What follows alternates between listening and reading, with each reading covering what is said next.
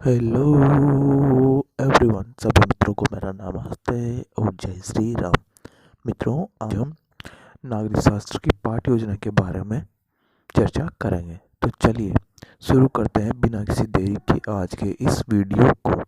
जो आज का जो अपना टॉपिक है वो है नागरिक शास्त्र में मौलिक अधिकार। तो सबसे पहले आपकी जो दैनिक पाठ्य योजना डायरी है उसके ऊपर आपको उसका क्रमांक डाल लेना है। तो कहने का मतलब पाठ्य योजना का क्रमांक डाल लेना है। उसके पश्चात में आप जिस विद्यालय में आपका इंटर्नशिप प्रोग्राम या बीएड का प्रशिक्षण प्रोग्राम चल रहा है उस विद्यालय का आपको नाम लिख देना है। उसके पश्चात आपकी दिनांक आ जाएगी, फिर आ जाएगी आपकी कक्षा और जिस कक्षा की आप पाठ्य योजना बना रहे हो वो कक्षा लिख दीजिए आप। फिर कालांश लिख दीजिए आप, कालांश कौन से में बना रहे हैं आप। उसके पश्चात आएगी आपकी समय अवधि, तो समय अवधि हो जाएगी आपकी 30 मिनट। इसके पश्चात क्योंकि आज का जो अपना प्रकरण है वो है मौलिक अधिकार, तो प्रकरण लिख दीजिएगा आप मौलिक अधिकार। इसके पश्चात आप नेक्स्ट हेडिंग डालेंगे वो है शिक्षण उद्देश्य। शिक्षण उद्देश्य हेडिंग डाल लीजिए और शिक्षण उद्देश्य हेडिंग डालने के पश्चात आपको इसमें 3 कॉलम बना लें। पहला है क्रम संख्या का, दूसरा है शिक्षण उद्देश्य और तीसरा है अपेक्षित व्यवहारगत परिवर्तन। इस प्रकार से आपको ये 3 कॉलम बना लेना है। 3 कॉलम बनाने से पहले मैं आपको बता देता हूँ कि शिक्षण उद्देश्य होते क्या है। आप बच्चे को जो चीज़ पढ़ाना चाह रहे हैं या जो चीज़ उससे सिखाना चाह रहे हैं उससे बच्चे में क्या परिवर्तन होगा। कहने का मतलब आप बच्चे में क्या परिवर्तन लाना चाह रहे हैं, तो वो परिवर्तन उसके शिक्षण के उद्देश्य हो जाएंगे। तो ज्ञानात्मक जो पहला शिक्षण उद्देश्य होगा वो होगा ज्ञानात्मक। तो ज्ञानात्मक शिक्षण उद्देश्य के कारण बच्चे में जो परिवर्तन होगा वो है विद्यार्थी मौलिक अधिकार को बारे में प्रत्याभिज्ञान या प्रत्याश्रवण कर सकेंगे। इस प्रकार से अवबोध हो जाएगा, ज्ञान उपयोग हो जाएगा, कौशल हो गया, अभिरुचि हो जाएगी और अभिवृत्ति। तो इस प्रकार से आपको ये सारे शिक्षण उद्देश्य लिख लेने हैं। इसके पश्चात में जो आपकी नेक्स्ट हेडिंग होगी वो है आपकी शिक्षण सहायक सामग्री। शिक्षण सहायक सामग्री में आप लिख लीजिए जैसे श्याम पट हो गया, चौक हो गया, डस्टर हो गया, ब्लैक बोर्ड, जो भी सारी चीज़ें शिक्षण में सहायता प्रदान करती है वो शिक्षण सहायक सामग्री में काम आ जाएगी। जो मौलिक अधिकार उससे संबंधित चार्ट मॉडल जो भी वो सारी शिक्षण सहायक सामग्री में लिख दीजिएगा। इसके पश्चात शिक्षण विधि में लिख दीजिए आप प्रश्नोत्तर विधि और व्याख्या विधि। पूर्व ज्ञान में आप लिख दीजिएगा विद्यार्थी मौलिक अधिकारों के बारे में सामान्य जानकारी रखते हैं। इसके पश्चात जो आपकी नेक्स्ट हेडिंग होगी वो होगा आपका प्रस्तावना प्रश्न। तो हेडिंग डाल लीजिए प्रस्तावना प्रश्न के अंदर छात्र अध्यापक द्वारा बच्चों से प्रश्न पूछे जाएंगे और छात्र द्वारा उनके उत्तर दे दिए जाएंगे। जैसे पहला प्रश्न छात्र अध्यापक ने पूछा, गांधी जयंती 2 अक्टूबर 2014 को कौन सा अभियान चलाया गया। तो बच्चे उत्तर दे देंगे स्वच्छ भारत मिशन अभियान। स्वच्छ भारत मिशन अभियान किसके द्वारा चलाया गया, तो बच्चे उत्तर दे देंगे नरेंद्र मोदी के द्वारा। नरेंद्र मोदी किस देश के प्रधानमंत्री, तो बच्चे उत्तर दे देंगे भारत देश के। भारत के संविधान में नागरिकों को कौन से अधिकार दिए गए, तो बच्चे उत्तर दे देंगे मौलिक अधिकार। तो मौलिक अधिकारों के बारे में आप क्या जानते हैं, तो बच्चे इस प्रश्न का उत्तर नहीं दे पाएंगे, तो छात्र अध्यापक का इसका समाधान किया जाएगा। अगर नेक्स्ट हेडिंग हो जाएगा आपको उद्देश्य कथन। उद्देश्य कथन में आप लिख देंगे विद्यार्थियों आज हम मौलिक अधिकारों के बारे में ध्यानपूर्वक अध्ययन करेंगे। इसके बाद जो नेक्स्ट हेडिंग होगी आपकी वो है प्रस्तुतिकरण। तो प्रस्तुतिकरण हेडिंग डाल लीजिए और प्रस्तुतिकरण के अंदर छात्र अध्यापकों द्वारा संपूर्ण प्रस्तुतिकरण दिया गया है। इसके अंदर आपको 5 कॉलम बनाने। पहला कॉलम बनेगा शिक्षण बिंदु, दूसरा कॉलम बनेगा छात्र अध्यापक क्रिया, तीसरा कॉलम बनेगा छात्र क्रिया या विद्यार्थी क्रिया और 5वां कॉलम बन जाएगा सहायक सामग्री और 6वां कॉलम बन जाएगा श्याम पट कार्य का। इस तरह से आपको ये सारे कॉलम बना लेने। सारे कॉलम बनाने के पश्चात जो आपका पहला कॉलम है शिक्षण बिंदु वाला, इस शिक्षण बिंदु वाले कॉलम में आपको शिक्षण बिंदु लिखना है मौलिक अधिकारों का गठन। इससे संबंधित जो विकासात्मक प्रश्न है विकासात्मक प्रश्न लिख दीजिएगा आप इस वाला।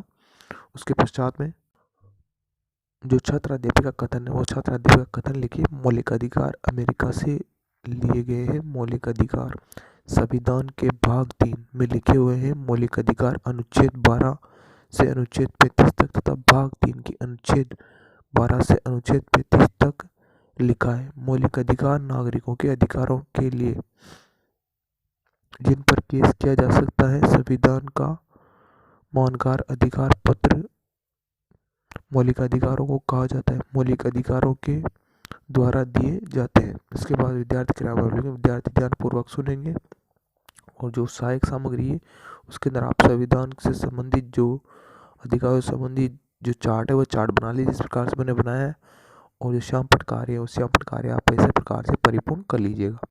इसके पश्चात जो आपका तृतीय शिक्षण बिंदु है मौलिक अधिकारों के प्रकार, तो विकासात्मक प्रश्न लिख लीजिए इसके संबंधित। उसके पश्चात जो आपको अगले पेज पे उसी प्रकार से आपको फिर से वो 5 कॉलम बना लेने हैं छात्र क्रिया, विद्यार्थी क्रिया, सहायक सामग्री और श्याम पट कार्य।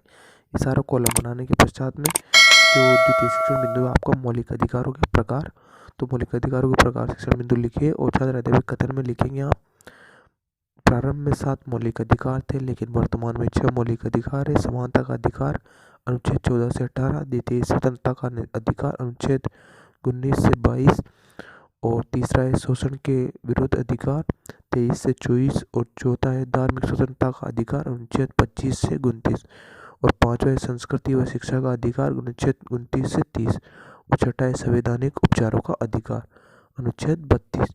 सातवां मौलिक अधिकार संपत्ति का अधिकार था जिसे 44 संविधान संशोधन 1978 के तहत हटा दिया गया और अनुच्छेद 301 को में जोड़कर इसे कानून अधिकार बना दिया गया। तो आप विद्यार्थी क्रिया में लिखेंगे विद्यार्थी ध्यानपूर्वक सुनेंगे और जो श्यामपट्ट कार्य है उस श्यामपट्ट कार्य को आप परिपूर्ण कर लीजिए और जो सहायता सामग्री है उसके अंदर आपको मौलिक अधिकार से संबंधित ये चार्ट है, ये चार्ट तैयार कर लेना है और आपको इसमें लगा देना। इसके पश्चात आपका जो तृतीय मौलिक अधिकार आता है वो है मौलिक अधिकारों का महत्व शिक्षण बिंदु। जो तीसरा शिक्षण बिंदु है मौलिक अधिकारों का महत्व, तो मौलिक अधिकारों का महत्व में छात्र अध्यापक द्वारा विकासात्मक प्रश्न पूछे जाएंगे। मौलिक अधिकार कितने है वर्तमान, तो बच्चे उत्तर देने चाहिए। प्रारंभ में 7 और मौलिक अधिकार कौन सा, तो बच्चे उत्तर देंगे संपत्ति का। मौलिक अधिकार के महत्व के विषय में आप क्या जानते हैं, तो बच्चे इस प्रश्न का उत्तर नहीं दे पाएंगे, तो छात्र अध्यापक इसका प्रस्तुतिकरण दिया जाएगा।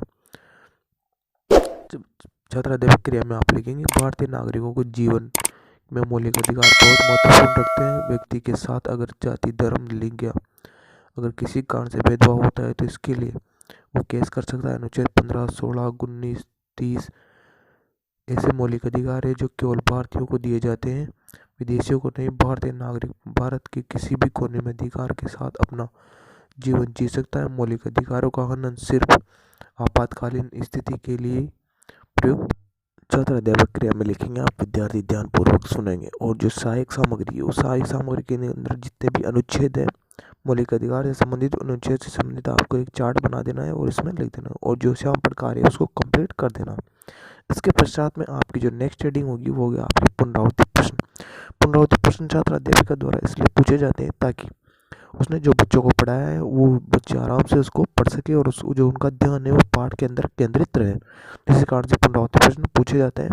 तो आपको ये सारे पुनरावृत्ति प्रश्न लिख लेने, जैसे मौलिक अधिकारों की सुरक्षा को प्रदान कौन करता है, मौलिक अधिकार किस देश से लिए गए हैं, शोषण के विरुद्ध अधिकार कौन से अनुच्छेद में वर्णित है, कौन से मौलिक अधिकार को हटाकर कानूनी अधिकार बनाया गया है, मौलिक अधिकारों का खनन किस परिचित में होता है, मौलिक अधिकारों के अनुच्छेद में वर्णित है। इस प्रकार से आपको ये सारे पुनरावृत्ति प्रश्न लिख लेने। मैंने पहले बता दिया कि पुनरावृत्ति प्रश्न छात्र अध्यापक द्वारा पूछे जाते हैं और इसलिए पूछे जाते हैं ताकि बच्चों का ध्यान इधर उधर पाठ से भटके नहीं। इसके पश्चात आपकी जो नेक्स्ट रीडिंग होगी वो होगा आपका मूल्यांकन प्रश्न। तो मूल्यांकन प्रश्न छात्र अध्यापिका द्वारा इसलिए किए जाते हैं ताकि उसने जो पाठ बच्चों को पढ़ाया है उसको पता चल सके उसने बच्चों ने उसको किस हद तक ग्रहण किया या कितना ग्रहण किया है। तो इस चीज़ को जांचने के लिए छात्र अध्यापकों द्वारा मूल्यांकन प्रश्न किए जाते हैं। और मूल्यांकन प्रश्न किसी भी प्रकार के बनाए जा सकते, जैसे अभिसदा वाले, लघुत्रात्मक, अति लघुत्रात्मक, रिक्तस्थान वाले, मिलान चिन्ह वाले, सत्य असत्य वाले। तो छात्र अध्यापक अपने हिसाब से किसी भी प्रकार से प्रश्न बना सकते हैं। जिस प्रकार से मैंने प्रश्न बनाए आप भी उसी प्रकार से प्रश्न को बना लीजिए। इसमें कोई ये नहीं कि आप किस हिसाब से बना रहे हैं, आप जिस हिसाब से चाहे उस हिसाब से बच्चों का मूल्यांकन कर सकते हैं। जैसे मैंने बनाए अभिसद वाला वर्तमान में किससे मौलिक अधिकार है, तो बच्चे उत्तर देते हैं 6 अधिकार है। इस प्रकार से ये सारे प्रश्न आपको लिख लेने। इसके पश्चात आपकी जो नेक्स्ट रीडिंग होगी वो गृह कार्य। तो गृह कार्य मैंने दिया है तो उस प्रकार से आप बच्चों को गृह कार्य दे सकते हैं। और आपने जिस घटनाएं के स्तर के आधार पर बच्चों को पढ़ाया है उस घटनाएं के स्तर के आधार पर बच्चों को आप गृह कार्य दे दीजिए। मित्रों, अगर आपको वीडियो अच्छा लगा हो तो प्लीज़ वीडियो को लाइक करें, शेयर करें और चैनल को सब्सक्राइब करना ना भूलें, क्योंकि मित्रों सब्सक्रिप्शन का कोई भी चार्जेस नहीं है, ये फ्री ऑफ कॉस्ट है। तो ऐसे ही भी मनोरंजक वीडियो देखने के लिए जुड़े रहिए हमारे चैनल से। Thanks for watching.